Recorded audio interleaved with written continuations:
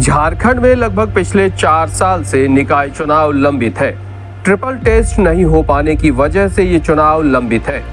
नगर निकाय चुनाव नहीं करवाने से जुड़ी अवमानना याचिका पर सुनवाई करते हुए झारखंड हाई कोर्ट ने तल्ख टिप्पणी की है।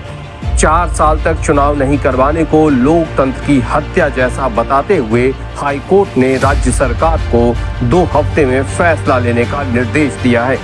इस मामले की सुनवाई के दौरान पहले ही हाई कोर्ट ने 3 सप्ताह में चुनाव करवाने का निर्देश राज्य सरकार को दिया था, पर ऐसा नहीं होने की वजह से याचिकाकर्ता ने अवमानना की याचिका दाखिल किया था, जिस पर हाई कोर्ट में सुनवाई हुई।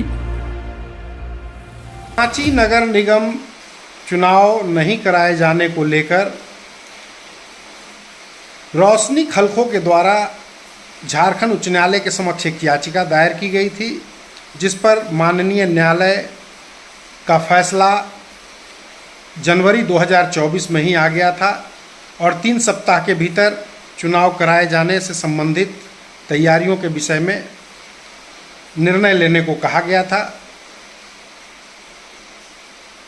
फैसले के अनुपालन नहीं किए जाने पर रोशनी खलखो के द्वारा पुनः अवमानना वाद दायर की गई, जिस पर सुनवाई करते हुए माननीय न्यायमूर्ति आनंद सेन की अदालत ने राज्य सरकार से नाराजगी जताई और मौखिक टिप्पणी करते हुए कहा कि झारखंड सरकार के अनुचित कार्यों की टिप्पणी करने पर लोकतंत्र खतरे में आ जाता है, तो क्या 4 वर्षों तक निकाय चुनाव नहीं कराना लोकतंत्र खतरे में नहीं है।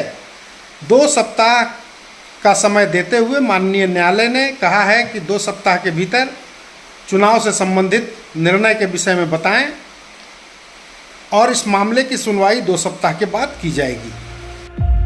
झारखंड के 48 निकाय में से 14 पर साल 2020 से ही चुनाव लंबित है, जबकि बाकी 34 निकाय का कार्यकाल अप्रैल 2023 में ही पूरा हो चुका है।